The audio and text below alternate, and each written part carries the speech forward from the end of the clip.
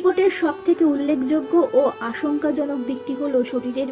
পরিচালক অনিক দত্তের ময়নাতদন্তের প্রাথমিক রিপোর্ট এসেছে প্রকাশ্যে। রিপোর্ট অনুযায়ী অনেক উপর থেকে পড়ার কারণেই এই মর্মান্তিক মৃত্যু হয়েছে পরিচালক অনিক দত্তের।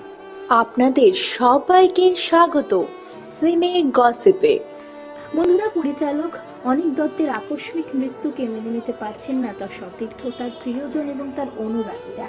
এরই মধ্যে সামনে এলো ময়নাতদন্তের প্রাথমিক রিপোর্ট।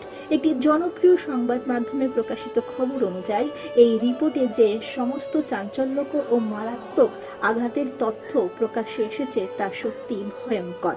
প্রাথমিক পর্যবেক্ষণ অনুযায়ী অত্যন্ত উপর থেকে নিচে পড়ার ফলেই এরকম মর্মান্তিক পরিণতি হয়েছে পরিচালকের।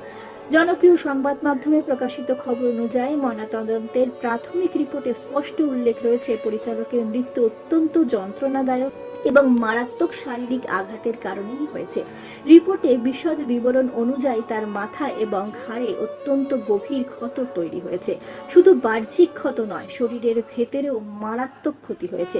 চিকিৎসকেরা জানিয়েছেন অনেকের শরীরের অভ্যন্তরে প্রচুর রক্তক্ষরণ হয়েছে, তার পাশাপাশি মস্তিষ্কেও রক্তক্ষরণ হয়েছে, যা অত্যন্ত আশঙ্কাজনক পরিস্থিতি তৈরি করেছে।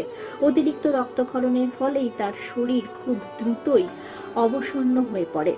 রিপোর্টের সবথেকে উল্লেখযোগ্য ও আশঙ্কাজনক দিকটি হলো শরীরের বাঁ দিকে তীব্র আঘাতের চিহ্ন রয়েছে। অনিক দত্তের মাথার বাঁ দিকে অত্যন্ত গুরুতর আঘাত মিলেছে। আঘাতের তীব্রতা এতটাই বেশি ছিল যে তার বাঁ দিকের স্কাল বা মাথার খুলি হাড় ভেঙে যায়। চিকিৎসকদের প্রাথমিক পর্যবেক্ষণ অনুযায়ী সাধারণত অনেক উপর থেকে নিচে পড়ে গেলে এই ধরনের তীব্র আঘাত তৈরি হয়।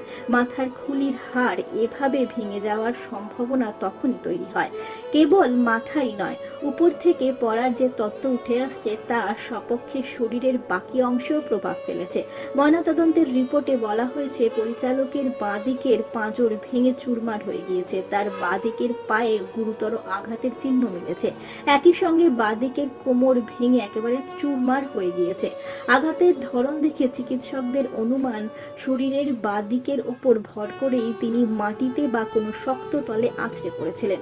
শরীরের এই হাড় ভাঙার পাশাপাশি অনিকবাবুর শরীরের বাঁ দিকের মুখমণ্ডল, পিঠ এবং কোমরেও তীব্র ঘর্ষণের চিহ্ন পাওয়া গিয়েছে।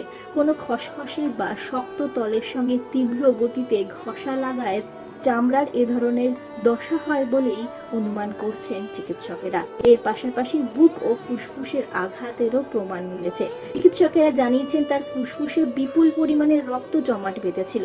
বুকের পাঁজর ভেঙে ফুসফুস ক্ষতিগ্রস্ত হয় এবং সেখানে রক্ত জমে যাওয়ার ফলে শ্বাসকষ্ট হয়েছিল চরম। অনিক দত্তের মতো একজন গুণী পরিচালকের ময়নাতদন্তের প্রাথমিক রিপোর্ট সামনে আসার পর স্বাভাবিকভাবে শোকের ছায়া ঘনীভূত হয়েছে ঘনিষ্ঠ মহলে। ময়নাতদন্তের প্রাথমিক পর্যবেক্ষণগুলি খতিয়ে দেখছেন তদন্তকারীরা। এটি কোনো দুর্ঘটনা নাকি তার পেছনে রয়েছে অন্য কোনো কারণ তা নিশ্চিত করতে পূর্ণাঙ্গ রিপোর্টের অপেক্ষা করা হচ্ছে। আমরা হলাম সিনে গসিপ। জুড়ে থাকুন আমাদের সঙ্গে, সাবস্ক্রাইব করুন আমাদের এই ইউটিউব চ্যানেলটি।